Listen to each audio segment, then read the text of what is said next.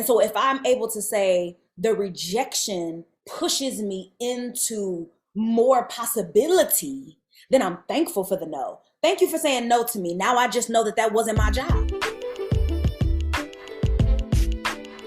Hey performer, welcome to the Creatively Performing Arts podcast. Are you ready to get back to your creative passion for singing, acting, and dancing again? Hi, I'm Estelle, beginner voice coach, performer, and Christian creative, and I know how it feels to want to use your God-given gifts, but to stay stuck in fear. The solution is to just get started. So, in this podcast, you'll find beginner singing and performing tips, inspiring interviews with artists, and help to push past your fear so you can finally start performing again. So pause your Broadway playlist and take a vocal rest, because the show is starting and you're the star of it. Let's begin. Hey guys, welcome back to the podcast. What's going on, performers? What's going on, creatives? I have an episode for you. I'm so excited for you to hear today's episode. It's an interview with an incredible artist who I found on Instagram and connected with and have followed her for a while and just love what she does. She is an actress. She is a performer, has been on was in The Color Purple on Broadway, The Color Purple revival, and she is currently in the national tour of Hadestown. And she is also a voice teacher. She has her master's in vocal performance from NYU and has a voice studio as well. And she shares about her faith. She shares about her relationship with God so openly and so confidently as an artist and as a person, which is just so encouraging to me to just hear how honest and real she is about her relationship with God, as well as the ups and downs of being an artist. And she is just so inspiring. She will truly help you to see what's possible, for you as an aspiring singer, especially, and in any area of the performing arts. So listen, and this story is going to inspire you. You're going to love her. She is such a bright spot, and I can't wait for you to hear our conversation. Without further ado, the incredible Nyla Watson. All right, guys, I'm so excited to have with me here Nyla Watson. Nyla, how are you doing today? How's it going? Hi, Estelle. I'm doing well. Before we got on the podcast, I was saying that, I woke up, I got my coffee together, I got my makeup on. Like, I'm feeling excited to be here, and grateful to be here. Thank you for having me, for asking me to do this. It was like perfect timing because we are starting shows in Schenectady, New York tonight. And so I kind of have my day to myself, so I was really excited to hop on here with you this morning. Wow. Wait, so this is like opening night. Yes. In Schenectady, oh my goodness. In the city. Okay. Yes. But still, oh my gosh. Wow. I was already so honored that you would say yes, but then on top of that it's like your opening night and everything. Thank you so much. This is such a gift to have you here. So thank you. Yes, the beauty of tour is that we get to have an opening night once a week. So that's true. That's true. You kind of like, not that you start over, but it's like it's fresh. It's fresh. It's definitely a do-over. It's a fresh start every week. What a blessing that is to be able to say like, oh, I get to try it again next week, Yeah, I love that. And I think someone is mowing the grass outside. I hope you can't hear that, but that's okay. We move. I was telling you, I found you on Instagram like a while ago because I was looking for more theater artists to follow, to connect with, to inspire me in my feed on Instagram, and specifically Black women in theater, and like seeing you, a woman of faith who's so like confident. You guys can't see her right now, but she's just like, she's gorgeous. You'll see her picture if you see her the promo like graphic on Instagram, but she has this beautiful smile and you're just so yourself. And so I just love, like, as soon as I saw you and like started seeing like your posts and everything, I was like, oh yeah, she's real. Like, this is who she is who she is. And I can just tell by after talking to you for a little bit that you definitely are who you present yourself to be, which is really important and really inspiring to me. So yeah, that's how we kind of connected. Wow. I could cry. I'm like fighting tears, my word for, so I'm a little woo-woo. Just gonna say that, you know what I'm saying? So you'll hear me talk about like hearing the voice of the Lord and things like that. So my church, Elevation Church, based in Charlotte, North Carolina, actually. Okay. We pick a word for the year, so my Hmm. pastor is very into like picking your word for the year, being attached to a word of the year. Even his wife this year said pick a song for the year. So things like that. So my word for 2023 is confidence. I Ah, actually have two words for this year. It's confidence and promise or promises. And what's crazy about that is I really struggle like with being my authentic self and like reminding myself that the world will make room for that. You know, I get very distracted when it comes to being all of myself all the time because I'm just so nervous that that will eject me from social circles and and things like that. And it's like being a woman of faith in this industry is a little taboo. There are so many women of faith in this industry, don't get me wrong, but screaming the name of Jesus oftentimes is a little taboo sometimes in this industry, in entertainment in general. And so it is beautiful to hear that that is what attracted you to me, though I know that the light of Jesus is attractive. It's not me that you're attracted to, it's really him that you're attracted to through me. But I'm honored to always be reminded of that, and to be like, no, no, no, no, no, like it's attractive. yeah, And for so I'm sure. I'm learning in 2023 to walk in the confidence of that, because sometimes I get uh fear is real, you Yeah, know, and scary and will lie to you. absolutely. Yeah. Absolutely. And I'm so glad that you're doing that. I feel like you have been doing that, but that's just from the outside looking in, your story. And I'm so glad that you're really walking in that this year. So I'm excited to see what that looks like for you. And for people who don't know you, let's get into your story a little bit and kind of Yeah. start a little bit at the beginning, the very Yeah. best place to start. Oh my gosh, I can't wait to make all these theater references with you because I get to make all these musical references with you because you're a Broadway Musical theater theater person, star. right? Exactly. Yeah. But yeah, so you're talking about confidence, you're talking about being on tour right Sure. now, and people might not know, how you even got into acting, how you got into the theater industry, being a Christ follower in the theater industry. Mhm. How has that kind of developed for you? You can give like the long like a quick overview of like Yeah. how you decided to become an actor, why Mhm. do you want to be a storyteller, and how has that kind of played out for you so far? So I started performing in high school, and randomly it's a Catholic high school. So again, faith and theater have always kind of coexisted for me. The guy who, shout out to Brian Sinchak, who's one of my mentors still now, um, he was also the religion teacher. Like the drama teacher was also the religion teacher. So I never knew that these things could not coexist, I guess, until I got to the professional level. And then you're like, wait a minute, is this weird? But growing up, they always coexisted. They coexisted in the person who introduced me to this art form, right? Being the drama teacher, being the speech and debate coach, and also being the religion teacher. So I never really knew that they couldn't coexist, because the person who introduced me to the art form was literally the embodiment of them coexisting in a human being.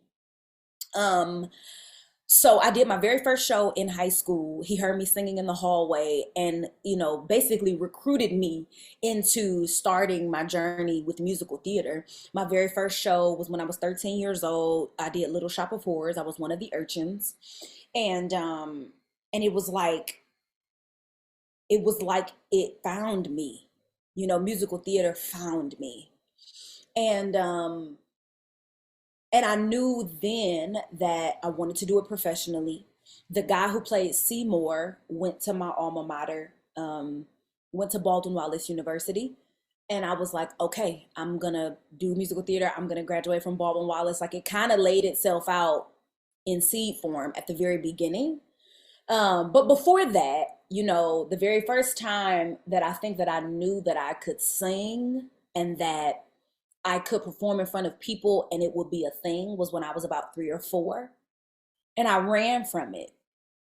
It wasn't something that I think being myself doing it in front of people scared the crap out of me, because I recognized that my voice was God given. And so allowing him to move through me in that way evoked fear, right? Because I didn't know what was happening, I guess, at 3 or 4 years old, that like I am creating space for God to move through me through this talent that he has given me. And all of that as a 4 year old, right, is like overwhelming. Like I recognized that this was happening and just kind of ran from it. Um, and so I think that my journey has been the unfolding of allowance, you know, of being like, oh, I have these gifts that God has given me, and I'm going to allow him to use them through me as I move out of the way for more of him through me. And that has still evokes a lot of fear and a lot of timidity. But I think that in the maturing of my faith, I move out of the way a little quicker. And I would say a little quick. Like I still run from it, you know, in some capacities a lot of times, but I do move out of the way a little quicker than I did before. That's beautiful. I love that part of allowance, Yeah. allowing God to move through you. I have talked before on this show about like, how do you start to use your gifts? How do you start to like, you know, take small steps of action of, the person listening who's like, I grew up in the choir, like singing in choir at school or Same. church or whatever, but Same. now I'm like in my 30s, I'm in my 20s, and it's like, it's not practical, blah, blah, blah, but like I kind of want to, but I don't even know where to start.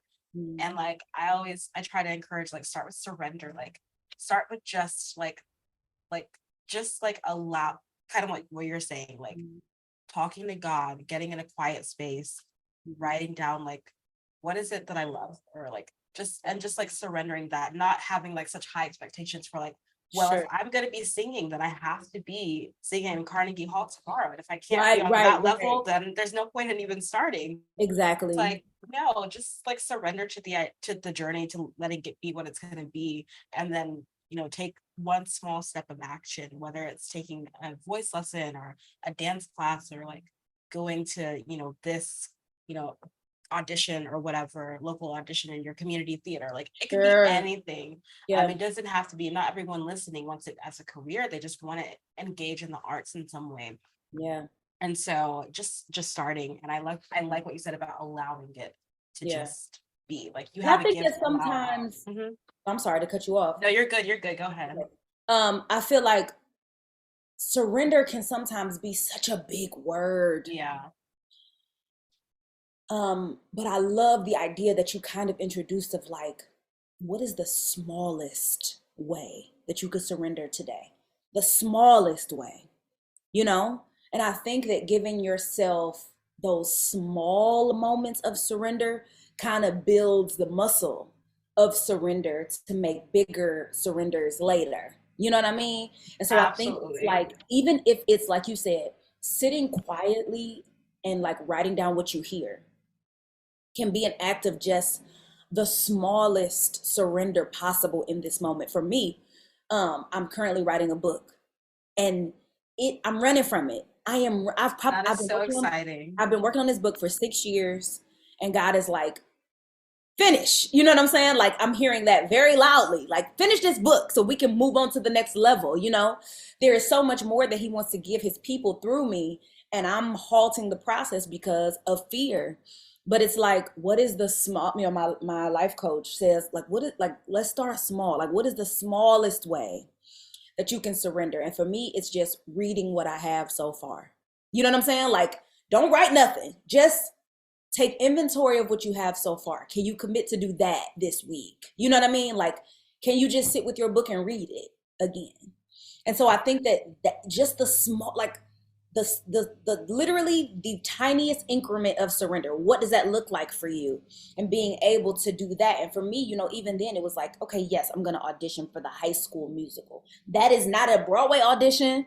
That is not a college audition. You know what I mean? Like that is, do I like this? And how can I see if I like this enough to pursue it on another level? So I really like that. Like the tiniest increment of surrender. What does that look like? Maybe it's 20 minutes pushing play on the music theater playlist on Spotify. Like no stakes to you, you know? What Yeah. does that look like? And so, yeah, that was motivating for me even today. So thank you for that. But I do encourage Oh, the person listening, like, really think about it. Like, what is the tiniest, even for me with like putting makeup on today, like I was like, I don't want to do this makeup. I don't. I'm so tired. But it's yeah. like, can you set a 5-minute timer and just see what happens after 5 minutes?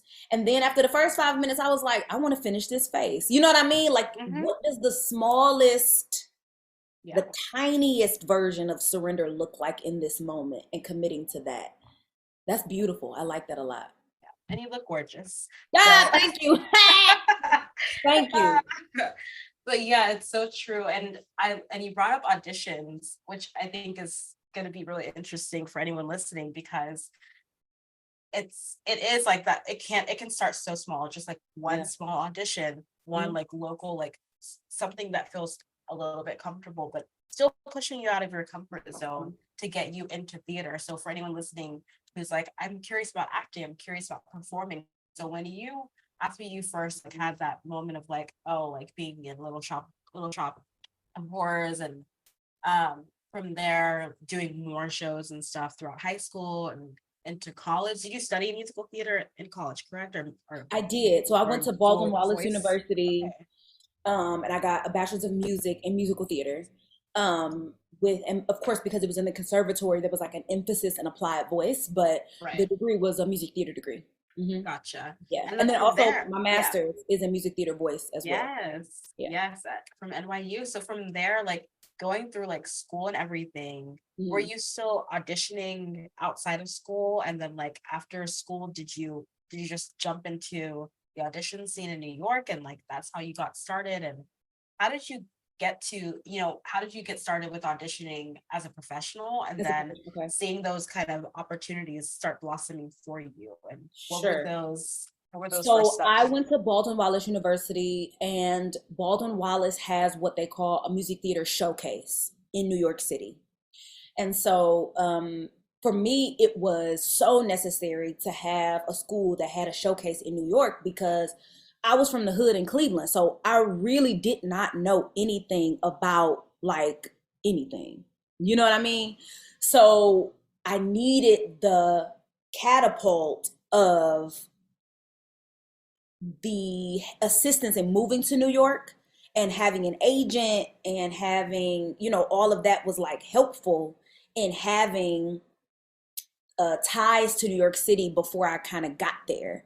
And then also, Baldwin Wallace also did master classes once a month every Saturday where they would bring casting directors and agents from New York to Berea, Ohio. So these people had also had a relationship with me from sophomore year when I started singing in front of them in Berea. So by the time I got to New York and did a showcase, they kind of knew if they wanted to sign me or not based on the rapport that I had built with them when they came to Baldwin Wallace, once a year, every year for 3 years when they heard me sing.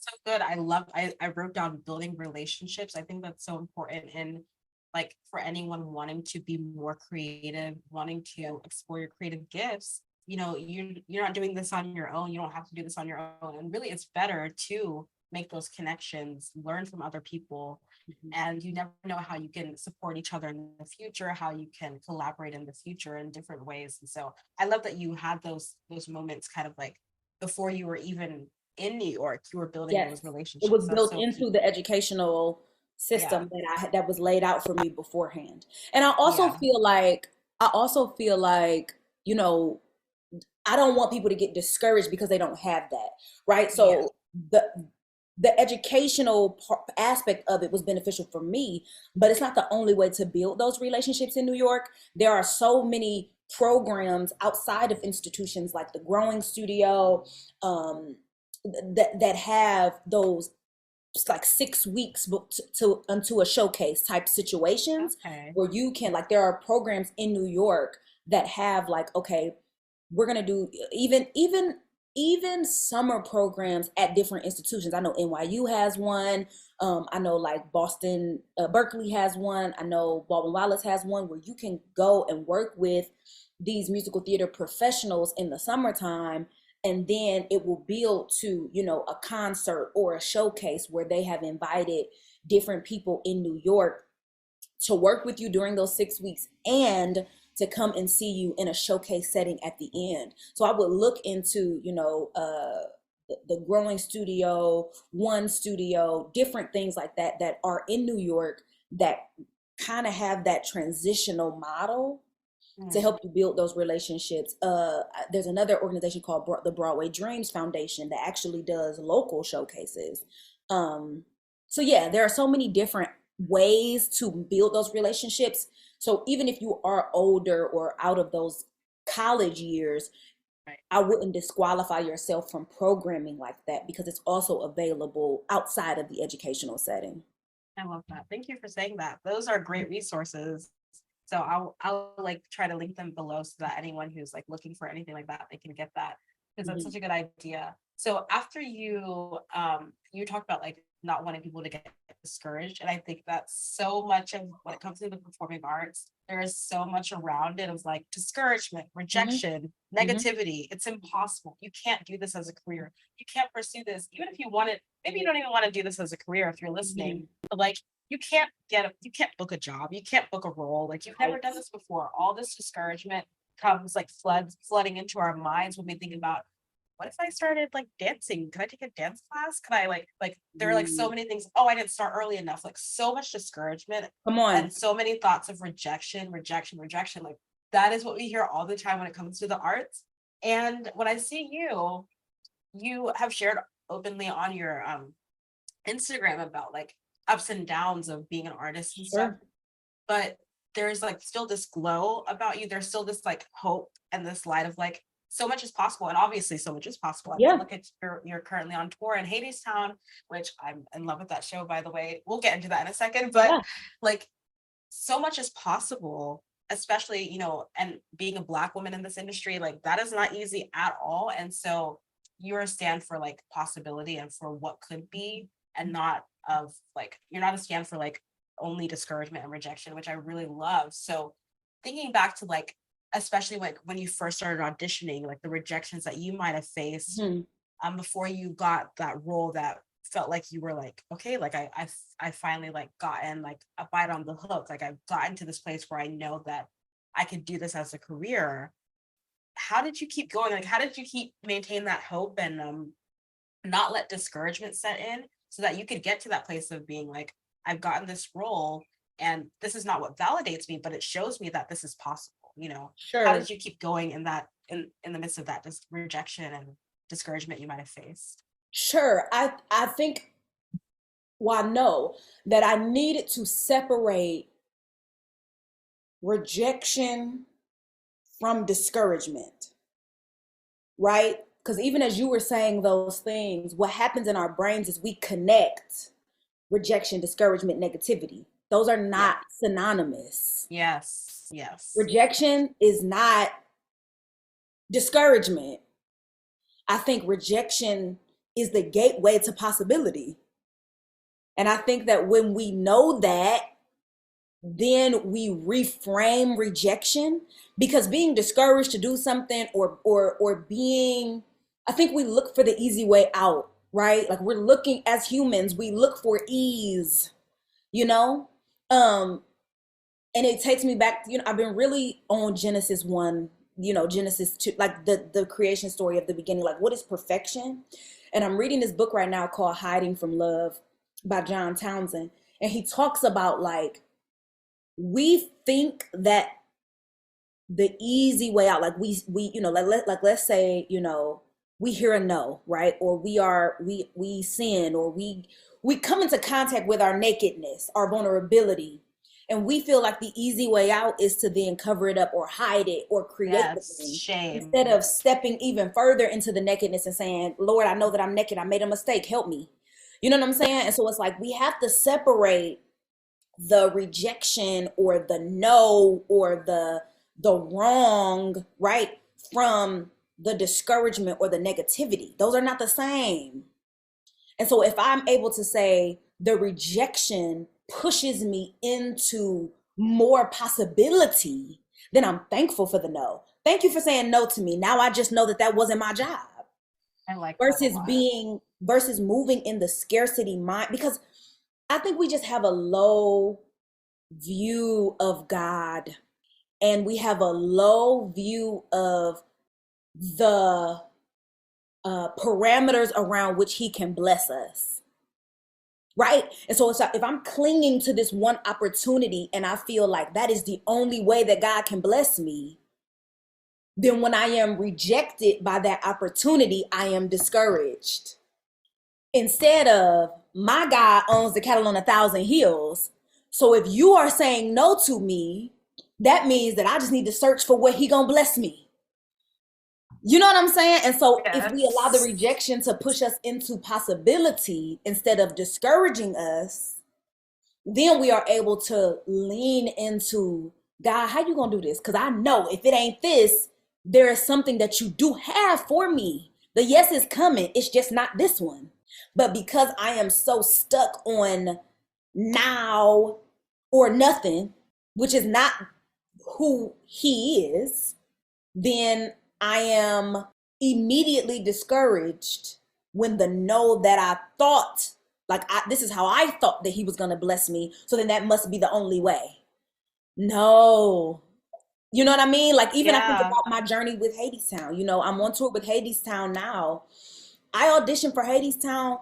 I literally went in the room 13 times. I had 5 rounds of auditions over 2.5 years. Oh my And it had goodness. to be now. Yeah. It couldn't be those other times. And did I cry my tears? Absolutely. Was I confused? For sure. Right? But I also recognized that, let me put this stuff on tape again. Let me come on. I mean, I had to talk myself into that thing. I'm sick of these people asking me for these same 3. You know what I mean? Like, I'm telling you, I was there. I was there. I was Yeah. like, they know what I can do. Why do they keep putting me through this? You know what I mean? Like, you do Right. have those thoughts. I'm not disqualifying those thoughts. But what I am saying is, the act of faith is the doing it anyway. The act of faith is saying, if they keep asking me for these auditions, then maybe they're just waiting to find a place to put me. Maybe that's what's happening. Instead of, they're playing with me, they're toying with me. That is what our mind does, right? Like, I don't understand why they're doing this to me. We make it about our small feelings and not the reality of, they keep coming back. Why they keep coming back? Why they keep asking for me? What do they know about me that I don't know about me? Which is, they're waiting for an opening for me that is just for me. I am the very first Fate 2 Persephone understudy. The very first one. There is one on Broadway now, right? But before me, there was no Fate 2 Persephone There had to be a lane that looked like just for Nyla. And if I would have stopped when my feelings or my discouragement kicked in, I would have missed the just mine time that allowed me to not do it on Broadway, to get my master's degree when I wanted to, when I was in grad school. Because my very first audition was March of 2020. I was still in school, right? So I could have had no job and no degree, because also the pandemic happened in March of 2020. True. Oh my You see what I'm goodness. saying? Yeah. So it's Yeah. like, sure, you could have left school and then the shutdown would have happened. That could have been an option for you. And the very first year of the tour, I didn't book, but I also made my Broadway debut In the color purple. in Waitress. Or no, I did Waitress. I did Color Purple on tour. That was Oh, before okay. grad school. So my journey was, I went to undergrad, worked for 4 years, and Gotcha. then went back to school. Right?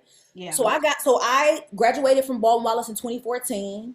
I did Showboat at Lincoln Center. I did Wicked on tour for a year. I did The Color Purple on tour for a year. Then I went to grad school. Then I made my naming Broadway. all these shows casually, and I like, No. God is amazing. It's not about, it's just, I know it ain't me. You know what I mean? All of it was not me. Wow. And so because because when I got the call to do Showboat, I was sitting on the floor crying, saying I'm about to move home. Wow. Literally slid down onto the floor and said, I can't do this anymore. And then the phone rang. right? Wicked happened when I was like, what is happening right now? I do not know what to do with my life. And then I booked Wicked. And I'm talking about auditioned at 9 o'clock, got the call at 5 o'clock. Wow. Right? God And can then, really do it. you God see can what I'm really saying? do it. I Yeah. was supposed to go to grad school so I auditioned for grad school at the end of my Wicked contract. I was supposed to go straight to grad school after Wicked, booked Color Purple. We deferred for a year, and then I did Color Purple. Literally, so we were in DC. My last city with Color Purple was DC. We drove into Times Square. I went and dropped my bag and went to grad school orientation the same day as my last day of tour. Did grad school, was auditioning for things in March of 2020, but of course, the tour of Hadestown was supposed to go out fall of 2020, but then the pandemic happened, right? Did not book it when it came back around in fall of 2021, but I was in Waitress on Broadway. And then Black No More off Broadway. You know what I mean? Like it was supposed to be right now, because also they didn't go to Cleveland the first year of the tour. So I was also able to tour into my hometown and play Cleveland. That's beautiful. Right? And we were there 3 weeks because it was the first time that Hadestown had ever been to Cleveland. That's beautiful. So it's like, God knows what he's doing. Just hold on. Just hold on. You don't know better than him. So I really want to differentiate the rejection and the discouragement, because maybe it's not a no. Maybe it's just not right now. And you're taking the no as, oh, I'm bad, or I'm not talented, or maybe it's just not right now. Maybe I got something waiting on you on the back end, and I need you to just keep on pushing. My mother says all the time, hold on and see what the end gonna be. Hold on. And there's somebody who is about to quit, and it's just not right now. It's not a no. It's just not right now. Maybe you do need to go back to school and get a little bit more training. That was my story. I needed to go back to school. I needed to figure it out. I needed to get a little bit more training. I needed to cook a little longer. And then Broadway, you know what I'm saying? And then the thing started clicking. But there were some skills that I needed to work on and work through so that I would trust my own gifts, so that I would stop running from them like that 4-year-old little girl.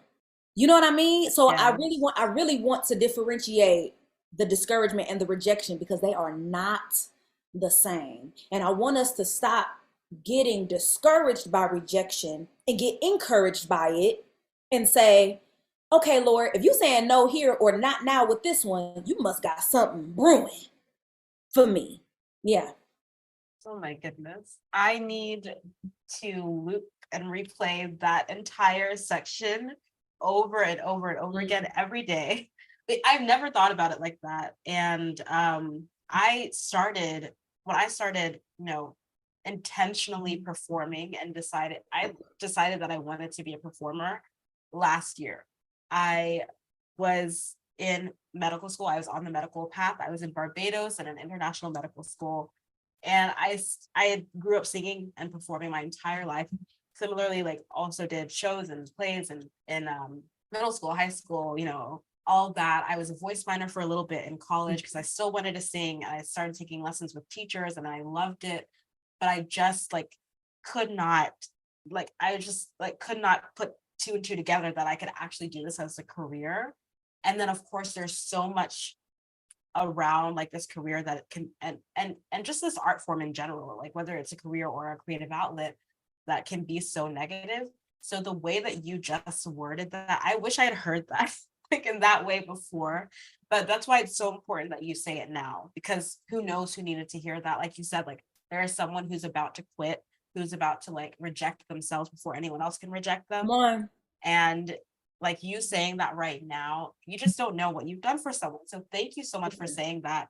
And I know that I wanted to talk about this because I know you have a voice studio and I want people to hear about it, because if you're just saying that, you're not even teaching us how to sing right now, but you're just, the way you're empowering me, the way you're empowering people who are listening to keep going and to keep growing and keep training.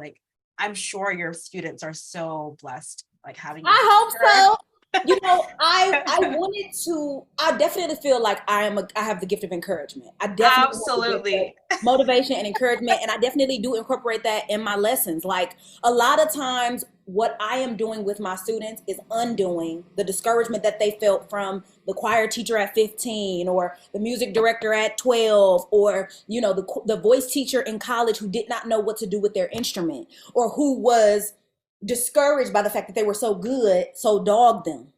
I have so much, there's so much undoing that needs to be done in our subconscious around our talents. And what a blessing it is to be able to impart divine encouragement, right? It ain't me. Again, it's not me. You know what I mean? Like, it is really me saying, I think I need to say this, and I hope that I'm not overstepping, but this is what I'm feeling is going on. And there have been so many breakthroughs and tears and people being like, that's what I needed. I wish a voice teacher would have said this, like you just said. I wish a voice teacher would have said this to me 10 years ago. I probably would have pursued this professionally. And I'm like, there's nothing wrong with you. There's nothing wrong with your voice. Maybe they just didn't have the skills to be able to work with you, so they played you, or they downplayed you, or they discouraged you because they were discouraged. And some people only know how to do what was given to them, because there are so many under-equipped, undertrained, unprofessional voice teachers and voice coaches out here who settled for teaching. And I ain't settling for nothing. So it doesn't take away from me to give you my best. You know what I mean? And so I feel like that is a lot of what happens in my voice studio and acting studio as well. So yeah, I love I that. think so I think that is a lot of what happens in my studio. My studio is called Queen Studios of Voice and Acting. If you go to queennyla.com and hit the voice lessons tab, all the information is there. My teaching philosophy, I am all about whole humans first and functional voices. I'm teaching you how to sing the way that your voice was created to sing, right? I'm not putting anything on you that is not already there. I'm also cultivating people to find their figurative voice. What do you want to do with this instrument? What kind of stories do you want to tell? What kind of performer do you want to be? What kind of person do you want to be? How can we incorporate that into the way in which you use your instrument? So yeah, I think that is what I stand on. I'm not, I just want to be what I didn't have. And also what I did have. I had a voice teacher in college, baby, who gave me everything. Shout out to Benjamin Zarnota. This white man, a whole white man, I was bringing him Kiera Sheard clips and Tasha Cobb clips and Patti LuPone clips and Bernadette Peter clips, I love saying that. like, I want to make this sound. I want to, this right here, this line, this word that she said, I want to be able to put this sound in that song that we was working on last week. And this man would do the research with me and be like, okay, like, let's figure this out. And so there was a voice that he helped to cultivate that was then even more fortified by the shows that I did in between undergrad and grad school, and then also grad school. Dr. Ana Flavia Zuim, who is my voice teacher now, and Stephanie Rubino Scuderi, who is my coach now. You know what I mean? Like, these are people who I work with now. Kiera Wade, who is my classical coach. Like, people who I work with now who are like brilliant at even Kiera Studio. I'm gonna shout her out for my classical people out there. Esteem Voice Studio. Like, literally, these are the people who I work with who are on the track of the undoing, which is mostly what people need in their instruments. The undoing of bad habits, of bad teachers. Honestly, I'm just gonna say it. And of just the discouragement, again, that they coupled with rejection that is inhibiting them subconsciously from being able to do things that their voice is completely capable of. So yeah, I think it has been a lot of my studio. It has been a lot about the undoing. And that was a long way to get there, but I yeah. love that. No, it's so good. I started teaching, doing beginner voice coaching last year Sure. because I started a online voice technique and musicianship professional certificate at Berkeley online. Congratulations. And thank you. And I'm finishing it soon. And then I have a voice teacher who's obviously like more trained than I am, and she's doing that undoing for me and helping me. And it's like, what you're saying is so true. Like, having someone who can walk alongside you and not just like empower you and speak life into you, but then also like help you see the ways that you maybe like the mindsets that you've had, because singing is so in your mind. It's like it's so mental, and like help you like work through that and sort that out and say, okay, let's try this instead. And with my coaching, I'm not, I'm very honest about like I grew up singing, and I have like had, some like been able to help some friends like just start loving to sing. And for me, I really just want to help people start loving to sing again and start enjoying like singing their favorite songs again, and then like help them get to someone who can help them with more things that I'm not trained and equipped to help them with quite yet. But like I just love what you're doing. And this show is really for people who are wanting to start, who are wanting to start again, and maybe feel a little bit, have felt kind of discouraged or felt like they don't really know where to begin. So for you as a voice teacher who knows what it's like to help people undo old habits and old thoughts, and when it comes to singing and acting, do you have like maybe one or two things that you could give them? Like, we're going to wrap up soon, but just like one or two like practical tips of like, how do you actually get started? Like, how do I do this? Like, I'm hearing Nyla and I'm like, she's amazing. She's this incredible performer. She's so encouraging. I know that I shouldn't take rejection as discouragement. Okay, so like I'm ready to go. Where do I start? Like it can feel overwhelming. Like how do I start to sing? Maybe like one or two steps for how do I start singing, and then for acting, maybe one to two. Just simple things. Again, starting small. I just want to give people like a little something to start. I think that I would encourage you to take out a pen and a piece of paper, old school, not your phone, notes, a pen and a piece of pen to paper. And I want you to write 10 times, 30 times, 100 times, however many times you need it. And even if you need to do it in the morning, every day, as soon as you wake up, I want you to write, I give myself permission to sing. I give myself permission to act. I give myself permission to be great. I give myself permission to perform. I give myself permission to be authentic. Whatever statement you need, whatever you needed them to say back in the day, say it to yourself. I give myself permission to write my book today. I give myself permission to be an author. I give myself permission to be an actress. I give myself permission to audition for my community theater. Even I could cry. Like I feel even myself in this moment opening. I give myself permission to be the greatest version. I give myself permission to be who God says I am. And then start writing, who does he say I am? I give myself permission to be an award-winning actress. I give myself permission to be a New York Times best-selling author. I give myself permission to be a great wife. I give myself permission to be a bomb mother. I give myself permission, you know what I mean? Like whatever you need to give yourself permission to be, write it down. Every day until you start believing that thing, until you start walking around like that person. So that's the first thing. Before you even sign up for a voice, because if I give myself permission to hit that note in that song and see what sound you would make, and of course do it in a safe place, schedule a voice lesson. But if you do it in front of that teacher, then maybe they can cultivate that sound and teach you how to do it safely and healthily and consistently. And even maybe that I give myself permission to be consistent in voice lessons.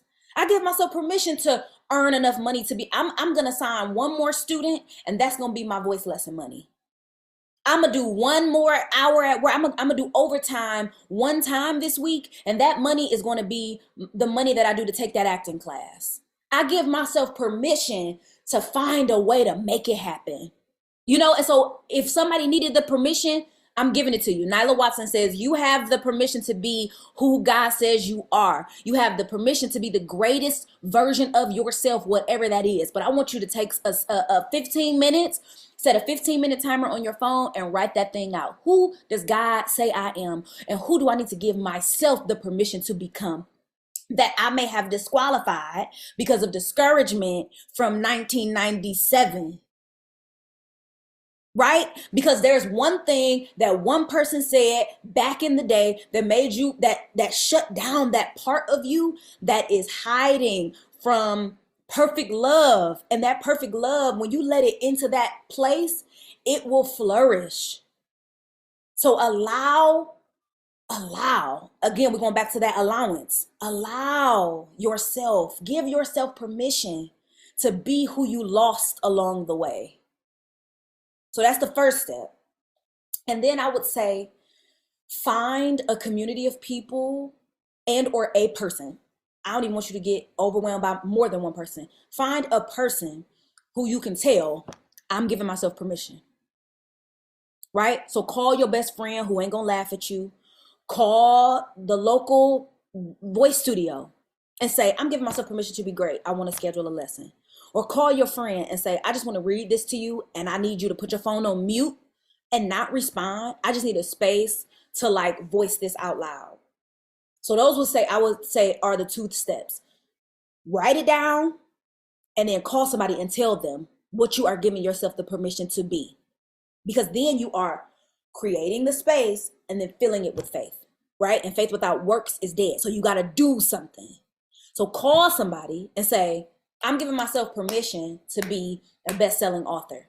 And I need you to help me. I need you to help me. I need you to help me cultivate that space. I need you to call me and check on me. I need you to just ask me on Thursday, did I make the voice lesson appointment? I need you to give me a deadline so that I can show up for myself. I need you to push me, or I need you to be with me, or I need you to teach me, or I need, you know what I mean? Like if you are Estelle's friend, call her and say, I need you to teach me everything that you know about the voice. Even if it's just the beginning stuff, right? So write it down and then call somebody and tell them what you wrote down. And even if you need to just read it to them word for word, what you wrote, create the space and fill it with faith.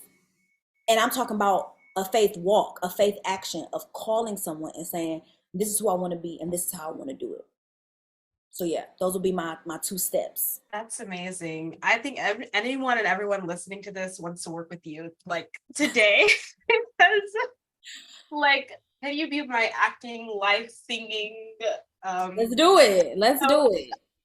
Yeah. But what you said is so true, because it was the allowing part of the writing it down and then taking action, like doing something, physically picking up your phone. And I talk about this so much on the show. You have to take even just the smallest step of action. Like I love that, honey. Small surrender. Yes. I'm gonna like yes. need to journal about that when we're done. Like, what is the small? Yes. And I know the small surrender for me today. I have a 2 to 3 is the hour that I'm going to just read my book today. So I'm committed to that. You have helped me even today in walking toward authorship and walking toward being who God says I am. You know what I'm saying? So I thank you. And I can't wait to have you back on the show to talk about your book, because you're going to have to let us know about it. I'm serious, because that's amazing. I can't wait to see what it becomes. And yeah, so thank you so much you've given so much more than I could have ever expected. Like my day is brightened because of this conversation. So thank you so much for sharing. I always ask, my last question is always, if you could give like one word of advice to the aspiring singer, this person who's sitting here is like, wow, I'm going to take those steps of action that Nyla talked about. If there's just like one last thing that you want to make sure you absolutely let this person hear, the aspiring singer, actor, dancer, just wants to do something for fun, just has like maybe a 9 to 5 and just feels like they have let their artistry die a little bit. Or they actually want this as a career and they're like 17 years old and they're like, I don't know, like I just need something to encourage me. So if you had just like one last thing to share with them, what would you tell them? 2 things. Keep going. Don't stop. Right. And also support your local market. Like, they always say, serve who you want to be. So usher at your local theater or buy a ticket to your local show. Because I always say musical theater is an ecosystem, right? We need our community theaters just as much as we need our Broadway theaters. Yes. So if you are in, what you may consider no man's land or the middle of nowhere, there is theater happening. There is good art happening near you, right? So support your local theater. And even if you're afraid to audition, usher, serve your local theater. Get to know the local theater makers that are in your market. And it may give you the courage, once you know them and establish a relationship with them, to eventually audition. But I would definitely say serve where you want to go. So sign up to usher, sign up to be a ticket taker, sign up to sweep the theater, sign up to clean out the seats after people leave, sign up to do concessions, serve your local market first. And it may give you the courage later to be a part of it. Yeah, that's beautiful. That's really great advice. And I hope we all take it. Like, I need to take that more too. I want to see more live theater in my community. So thank you for reminding us of that. It's so true. Thank you so much for being here. Let everyone know where they can find you, connect with you, your voice and acting studio, because everyone needs to go check out your website and check out what you do and like find a way to work with you. Yes, yes. So let everyone know, QueenNyla.com. please. Yes. Yeah, queennyla.com is my website. Everything is there. All my information is there. The Hadestown information is there. Where, if I'm coming to your local city, come see Yes. me and tell me that you found me from a Stills podcast. I would love to, sign playbills and take pictures and, Yes. expand her fan base as well. So let me know where you found me. But yeah, queennyla.com is everywhere. And it's NYLA, like New York, Los Angeles. And on Instagram, I am brand new Nyla. I'm off Instagram for Lent, but I'll be back on there come April 9th. And I hope to see you guys, like, just tagging me and let me know that you all listen to the podcast. It's only 6 short weeks away, so still tag me and follow me. And yeah, and then come over to queennyla.com and shoot me a message. It comes straight to my personal email. So yeah, that's where you can find me. Thank you so much. Thank you for being here. And I mean, what's your favorite? I just wanted to ask, because you're on tour, like, what's your favorite part of being in Hadestown right now? I'm such a huge fan, so I'm just curious because you It's talked such a about beautiful Hadestown. story. It's such a beautiful story. I think I am Gorgeous. honored to be able to tell it every day. It never gets old. It's Mm, always beautiful. And I think I've never been a part of a more talented cast. mm, These people are giants in this industry and mm. are the most talented people I have ever worked with. You are required to do more than one thing if Yeah. you are a part of this cast. And so I am honored to be in the number. I'm probably the least talented person on the stage. Um, and so Yeah. they are beasts, man. They are Yeah. beasts. Like it is an honor to do art with them every single day. And it is definitely art that we are making. So yeah, I'm just Yeah. honored to be here. That's beautiful. I'm so excited for you. I can't wait to see what you do next. But um I hope that I don't know, like, are you gonna be on the East Coast a lot, like, for the Yeah. tour, Hadestown? Yeah, we are on the East Okay. Coast until we go to Toronto in the summer. Okay. Yep. Okay, Yeah. well, guys, let's find a way to support Nyla. Listen, Because if I you would are love to even see a you 8 hour in drive away, Hadestown. it is worth it. I'm telling Yeah, you. I'm It is sure. it is such a beautiful show. Such Yeah. a beautiful show. Yeah. Does it So inspire your faith a little bit, like, to see, like, they're like, when I think about Hadestown, it can feel like dark at first. At first I was like, oh, it's kind of dark, but like, mhm. knowing Greek mythology and everything, I was like, I'm curious about it. And then I saw, like, the beauty of, like, their relationship, and then, like, the pain of it, and like, Yeah. so much happens. But I don't know, I feel like it kind of, it inspires me, even though it's like there's some sad parts about it. I don't want to, like, I Well, don't know, no, because I I mean think it's everyone knows the definitely a story, but tragedy, right? yeah. The show is definitely a tragedy. And Exactly. so I think that for me, there is power in knowing what to do and what not to do. And I think Mm, that both are available in this show. yes. We watch Persephone and Hades fall back in love, Yeah. ancient love that transcends mistake and Mm, that transcends, um love again, that undoing, love that undoes the hardness of the heart. I think yeah. is something that is available for us in Persephone and Hades' story. When he begins to sing again, and you have to come see it to see what I mean by that.